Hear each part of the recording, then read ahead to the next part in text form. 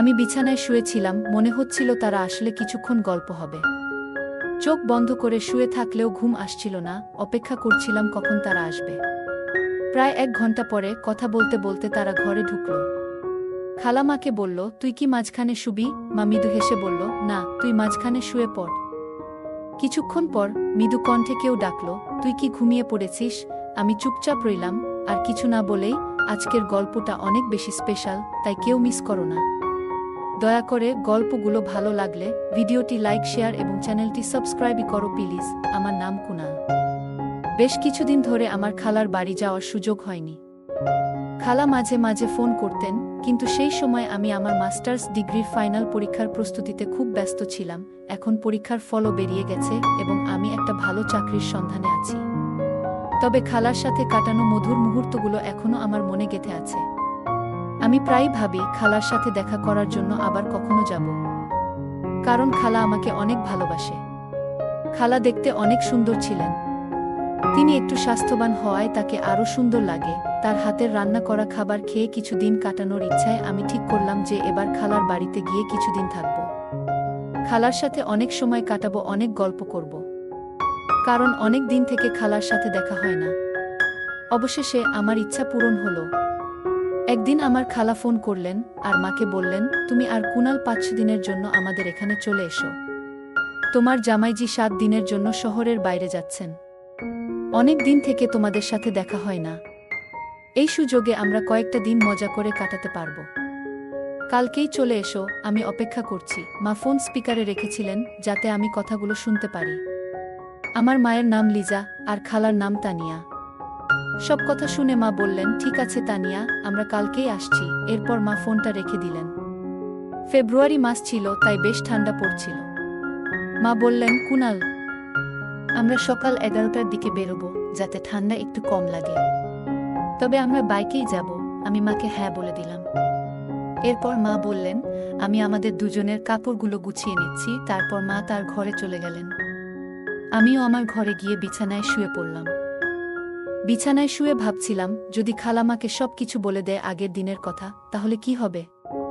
আর যদি মায়ের সামনে খালা আমার সাথে কোনো কিছু করে, তাহলে পরিস্থিতি কেমন হবে? এইসব ভাবনা ভাবতে ভাবতে কখন যে ঘুমিয়ে পড়লাম বুঝতেই পারলাম না। কারণ খালা আমার বন্ধু মতো ছিল। তিনি আমার সাথে অনেক ফ্রি থাকত। পরের দিন আমি আর মা সকালবেলায় চা নাশতা সেরে তৈরি হয়ে গেলাম। ঠিক 11টা বাজে আমরা বাইক নিয়ে রওনা হলাম খালার গ্রামের দিকে। গ্রামের রাস্তা 3 ঘন্টার ছিল। আমরা দুজনেই নিজের চিন্তায় মগ্ন ছিলাম। শহরের সীমানা ছাড়ানোর পর কাঁচা রাস্তা শুরু হলো। বাইকের পেছনের সিটটা একটু উঁচু থাকায় মা বারবার আমার সাথে ধাক্কা খাচ্ছিলেন। আমি মাকে বললাম, ভয় পেও না মা, আমাকে শক্ত করে ধরে রাখো। মায়ের বাইকে চড়ার অভ্যাস কম, তাই মা এক হাতে আমার কাঁধ শক্ত করে ধরলেন আর অন্য হাত দিয়ে আমার পায়ের উপর আঁকড়ে ধরে বসে রইলেন। বাইকটা কাঁচা রাস্তায় একটু কাঁপছিল, তাই মা পেছন থেকে আমাকে আঁকড়ে ধরেছিলেন। রাস্তায় প্রচুর গর্ত ছিল, তাই আমি বাইকটা আস্তে চালাচ্ছিলাম। হঠাৎ একবার আমি একটি গর্ত এড়িয়ে চলার চেষ্টা করছিলাম, তখন বাইকের চাকা আরেকটি গর্তে পড়ে গেল। আমরা দুজনেই একটু উঁচুতে লাফ দিলাম, আমরা গাড়ি থেকে পড়ে গেলাম। মায়ের কোমরে আর পায়ে ব্যথা পেয়েছিল। এক মুহূর্তের মধ্যে এত কিছু ঘটল আমরা বুঝতেই পারলাম না। মা বললেন, কি ভয়ঙ্কর রাস্তাগুলো! মানুষ বাইকে কেমন করে এই রাস্তায় যাতায়াত করে কে জানে। আমি মাকে বললাম, মা, বৃষ্টির কারণে রাস্তার এই অবস্থা। আর একটু এগোলেই ভালো রাস্তা পাবো। মা হেসে বললেন, ভালোই হলো। না হলে আমি ভেবেছিলাম তোর খালার বাড়ি পর্যন্ত এরকমই রাস্তা হবে। মনের মধ্যে কিছু প্রশ্ন ঘুরছিল। যেমন, মা কি আসলেই সবকিছু বুঝেছেন? আর যদি বুঝেও থাকেন, তাহলে তিনি কেন হাত ছাড়লেন না, বরং আরও শক্ত করে ধরলেন? এসব ভাবতে ভাবতে আমরা গ্রামের কাছে পৌঁছে গেলাম। অবশেষে দুপুর 2টার দিকে আমরা খালার বাড়িতে পৌঁছে গেলাম।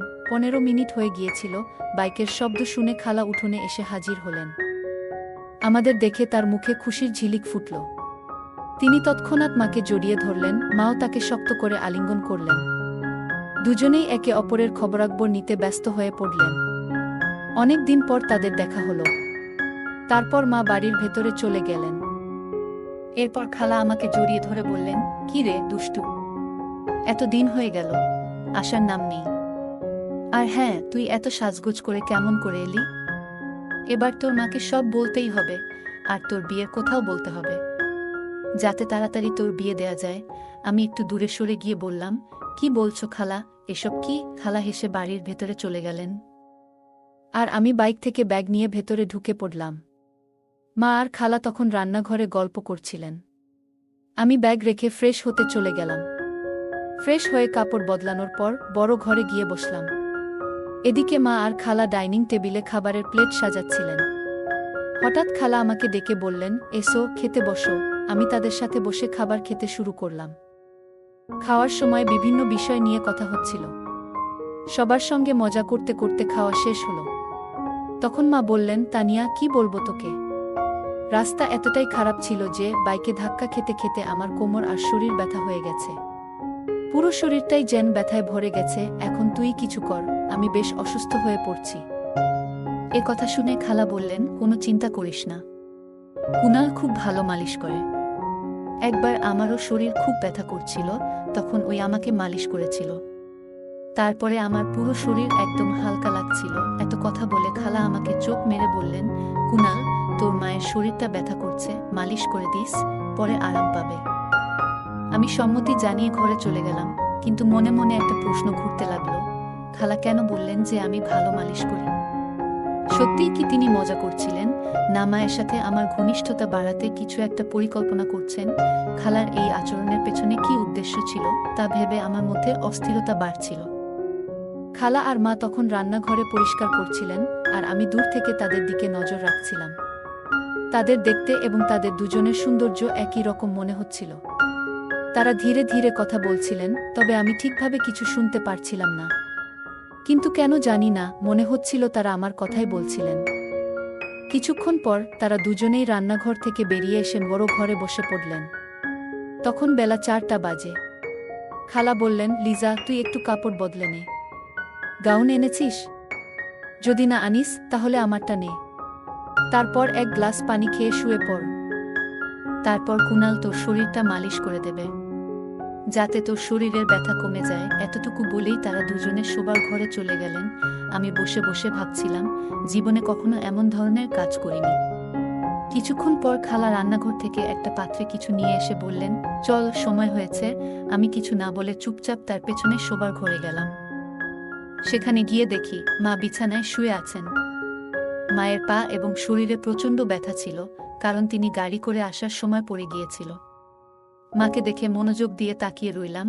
হঠাৎ খেয়াল করলাম খালা আমার পাশে দাঁড়িয়ে আছেন। খালা হেসে বললেন, কি দেখছিস কুনাল? আগে কখনো কি তোর মাকে দেখিসনি? তোর মাকে একটু তেল দিয়ে মালিশ কর, তার অনেক কষ্ট হচ্ছে। মায়ের ব্যথা লাঘব করার জন্য আমি বিছানার পাশে বসে একটু চিন্তায় পড়ে গেলাম। তখন খালা ছোট্ট একটা পাত্রে তেল এনে আমার হাতে দিলেন এবং বললেন, শুরু কর, পা থেকে শুরু কর। আমি আস্তে আস্তে মায়ের পায়ে তেল লাগাতে শুরু করলাম। খালা পাশে বসে মনোযোগ দিয়ে আমার কাজ দেখছিলেন। যদিও আমি প্রথমে একটু সংকোচ বোধ করছিলাম, তবুও ধীরে ধীরে কাজটা চালিয়ে গেলাম, কারণ মাকে সুস্থ করতে হবে। আমার মনের ভেতর শুধু একটাই চিন্তা ছিল, মাকে সুস্থ করতে হবে। মা মুখটা একটু ঘুরিয়ে নিলেন। এরপর খালা একটু দূরে শুয়ে মাকে জিজ্ঞেস করলেন, কেমন লাগছে লিজা? মা বললেন, এখন কিছুটা ভালো লাগছে তানিয়া। তুই থাকায় আজ একটু ভিন্ন কিছু করলাম। তুই অনেক কিছু জানিস। খালা তখন মায়ের মাথায় হালকা চাপ দিয়ে বললেন, এত বাচ্চা সুলভ কথা বলছিস কেন? কুনাল তো পাশে রয়েছে, সে কি ভাববে? মা একটু লজ্জা পেয়ে হাসলেন এবং বললেন, আরে তানিয়া, আর কথা বাড়াস না, না হলে পুরো ব্যাপারটা নাটকের মতো হয়ে যাবে। এরপর মা আমাকে বললেন, কুনাল, বেশ আরাম হচ্ছে, তাই আর বেশি মালিশ করা লাগবে না। শরীরটা এখন বেশ ভালো লাগছে, মনে হচ্ছে ব্যথা কিছুটা কমে গেছে। তারপরেও আমি আর কিছুক্ষণ মালিশ করে দিলাম। প্রায় আধ ঘন্টা পরে মা শান্ত গলায় বললেন, এবার যথেষ্ট হয়েছে কুনাল, অনেক স্বস্তি লাগছে। আমি উঠে দাঁড়ালাম, তখন মায়ের পাশে দাঁড়িয়েছিলাম। মা হঠাৎ পাশ ফিরে শুয়ে পড়লেন। তখন খালা এসে বললেন, আরে লিজা, এখনো তো অর্ধেক মালিশ বাকি আছে। মা একটু লজ্জা পেয়ে বললেন, থাক তানিয়া, কুনালের সামনে এটা করতে একটু অস্বস্তি লাগছে। মালিশ শেষ হওয়ার পর মা বেশ ভালো বোধ করতে লাগলেন। আমরা সবাই বাইরে এসে একটু বিশ্রাম নিলাম। এরপর খালা আমাকে ডেকে বললেন, কুনাল, অনেক দিন হয়ে গেল, চল ভেতরে যাই। আমি রাজি হয়ে ভেতরে গেলাম, যেখানে আমরা সবাই মিলে খেতে বসলাম। খাওয়ার সময় খালা আমাকে জিজ্ঞেস করলেন, তাহলে কুনাল, মায়ের মালিশ করে কেমন লাগলো? আমি হেসে বললাম, প্রথমে একটু অস্বস্তি হচ্ছিল, কিন্তু তোমার কথায় সাহস করে করলাম। খালা হেসে বললেন, দেখেছ, মা এখন অনেকটা ভালো আছে। আমি বললাম, হ্যাঁ, এটা তোমার কারণেই সম্ভব হয়েছে। খালা হেসে বললেন, তাহলে পরের বার আরও ভালোভাবে একটু মালিশ করে দিস, যাতে তার ব্যথা দ্রুত সেরে যায়, পারবি তো? আমি মৃদু হেসে বললাম, ঠিক আছে। আমিও চাই যে মা দ্রুত সুস্থ হয়ে উঠুক। খালা তখন শান্ত স্বরে বললেন, চিন্তা করিস না। আমার চোখ হঠাৎ আলমারির আয়নার দিকে চলে গেল। দেখি দরজার কাছে মা দাঁড়িয়ে আছেন, তবে খালা সেটা খেয়াল করেননি। আমি ভান করলাম যেন কিছুই দেখিনি। আবার আয়নার দিকে তাকাতেই দেখি মা আমাদের দিকে তাকিয়ে আছেন। কিছুক্ষণ পর আবার তাকালাম, মা তখন আর সেখানে নেই। খালা আমাকে জিজ্ঞেস করলেন, কি হলো কুনাল?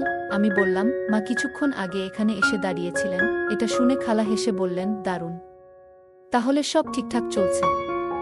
এখন লিজা নিজেই আসবে। এরপর আমরা দুজনেই উঠে নিজেকে ফ্রেশ করে নিলাম। তখন বিকেল 4টা। আমি আর খালা দুজনেই প্রস্তুত হচ্ছি। আমি বললাম, খালা, আমি একটু বাইরে ঘুরে আসি। খালা বললেন, ঠিক আছে, কিন্তু তার আগে চা বানিয়ে দিই, তারপর যাস। আমরা ঘরে ফিরলাম, তখন দেখি মাও ফ্রেশ হয়ে বসে আছেন। খালা মাকে বললেন, লিজা, বসো, আমি চা বানিয়ে আনি, তোমার ভালো লাগবে। এখন আবহাওয়াও বেশ ঠান্ডা। মা হেসে বললেন, হ্যাঁ তানিয়া, চা বানাও। একটু গরম চা এখন ভালোই হবে। তবে তোমার কি ঠান্ডা লাগে না? মায়ের গলায় একটু মজার সুর ছিল। খালা বুঝে গেলেন মা কেন এমন বলছেন, তবে তিনি হাসি দিয়ে উত্তর দিলেন, আরে লিজা, আমাদের তো ঠান্ডায় অভ্যেস হয়ে গেছে। তোর শহরে কি আর এমন ঠান্ডা হয়? ঠিক আছে, আমি চা বানিয়ে আনি। তারপর খালা রান্নাঘরে গিয়ে চা বানিয়ে আনলেন, আর আমরা তিনজনে একসঙ্গে বসে চা খেলাম। চা খাওয়ার পর আমি বললাম, মা, আমি একটু বাইরে ঘুরতে যাচ্ছি। মা বললেন, হ্যাঁ যা, একটু ঘুরে আয়। তোরও হয়তো গরম লাগছে, তবে বেশি দেরি করিস না, তাড়াতাড়ি ফিরে আয়। আমি মাথা নেড়ে বাইরে বেরিয়ে গেলাম। হাঁটতে হাঁটতে নদীর ধারে চলে গেলাম। মনটা একদম শান্ত হয়ে গেল। একটা সুন্দর, শান্তিপূর্ণ প্রাকৃতিক পরিবেশে বসেছিলাম। ঠান্ডা বাতাস আমার শরীরে লাগছিল, আর আমি নানা বিষয়ে চিন্তা করছিলাম। কিছুদিন আগের ঘটনাগুলো ভাবাচ্ছিল। খালা আর আমি যা কিছু কথা শেয়ার করেছি, হয়তো মা কিছু জানে, কিন্তু মা কিছু বলেনি। সবকিছু যেন স্বাভাবিকভাবেই চলছিল। মাথায় একের পর এক প্রশ্ন ঘুরছিল। মা কি সত্যিই কিছু টের পেয়েছে, নাকি সব কিছু ঠিক আছে ভাবছে? এই সব চিন্তা নিয়ে কিছুক্ষণ বসে থাকার পর আমি উঠে দাঁড়ালাম। তখন বাইরে অন্ধকার ঘনিয়ে আসছিল, আর ঠান্ডা বাতাস আরও বাড়ছিল। ধীরে ধীরে বাড়ির পথে রওনা হলাম। বাড়ি পৌঁছাতে রাত প্রায় 8টা বেজে গেল। ভেতরে ঢুকে দেখি মা আর খালা রান্নাঘরে রাতের খাবার তৈরি করছেন। আমাকে দেখে মা মিষ্টি গলায় বললেন, আয় কুনাল, আগে গরম পানিতে হাত মুখ ধুয়ে নে, তারপর খেতে বসবি। প্রায় রাত 9টা নাগাদ আমরা সবাই একসঙ্গে খেতে বসলাম। খেতে খেতে আমি বললাম, খালা, এখানে ঠান্ডাটা অনেক বেশি। আমাদের ওখানে এমন ঠান্ডা হয় না। খালা মুচকি হেসে বলল, চিন্তা করিস না, আমার বাড়িতে হিটার আছে, তোকে ঠান্ডা লাগবে না। আমি বললাম, সত্যি? তাহলে ঠিক আছে, আজ একটু আগে ঘুমাবো, বেশ ক্লান্ত লাগছে। খালার কথা শুনে মা মজা করে বলল, তুই এত ছোট, তোর আবার কি ক্লান্তি? খালা হেসে বলল, আরে লিজা, এত পথ পাড়ি দিয়ে এসেছে, তার উপর রাস্তার এমন অবস্থা। মা আর কিছু বলল না। আমরা সবাই মিলে গল্প করতে করতে খাওয়া শেষ করলাম।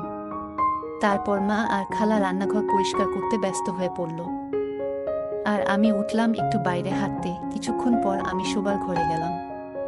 ঘরটি আগে থেকেই গোছানো ছিল। বিছানায় একটি বড় কম্বল পাতা ছিল, যা দুজনের জন্য যথেষ্ট।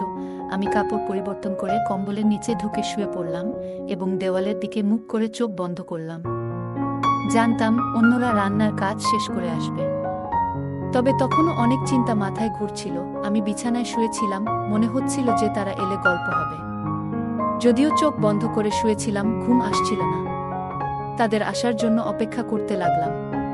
প্রায় 1 ঘন্টা পরে কথা বলতে বলতে তারা ঘরে ঢুকল। খালা মাকে বলল, তুই কি মাঝখানে শুবি? মা হেসে উত্তর দিল, না, তুই শুইস না মাঝখানে। এই কথোপকথন চলতে থাকলো, আর আমি চুপচাপ শুয়ে রইলাম। আমি শুয়ে থাকার ভান করছিলাম ওদের কথোপকথন শুনতে শুনতে। কিছুক্ষণ পর ঘরটা একদম শান্ত হয়ে গেল। আমি আস্তে করে কম্বল সরিয়ে দেখলাম ঘরের আলো নিভিয়ে দেওয়া হয়েছে। মনে একটু স্বস্তি পেলাম, কারণ সবাই ঘুমিয়ে পড়েছে মনে হলো।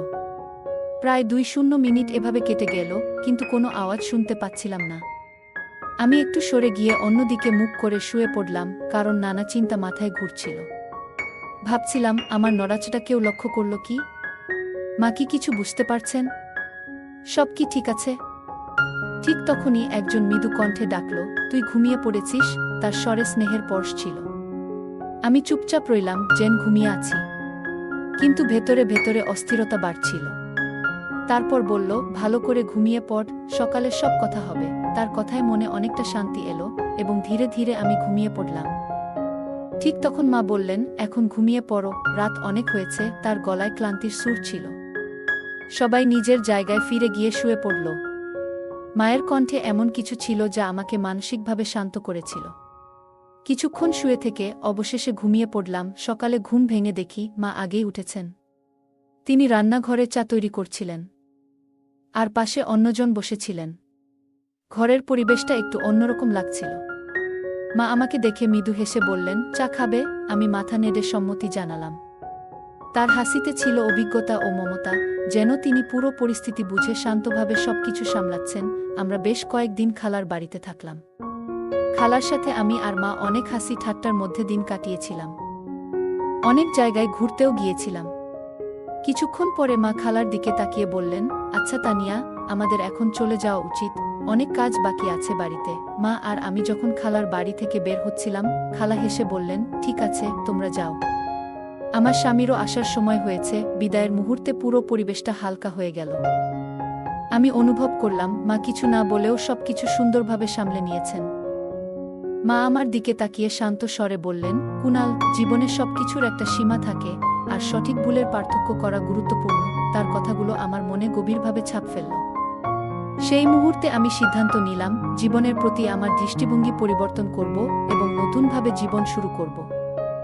মায়ের ধৈর্যশীল ও শান্ত আচরণ আমাকে এমন এক শিক্ষা দিল, যা অন্যভাবে উপলব্ধি করা সম্ভব ছিল না। খালার বাড়ি থেকে বিদায় নিয়ে আমি মনে মনে প্রতিজ্ঞা করলাম যে আমার চিন্তাভাবনা ও কাজকে সঠিক পথে পরিচালিত করব।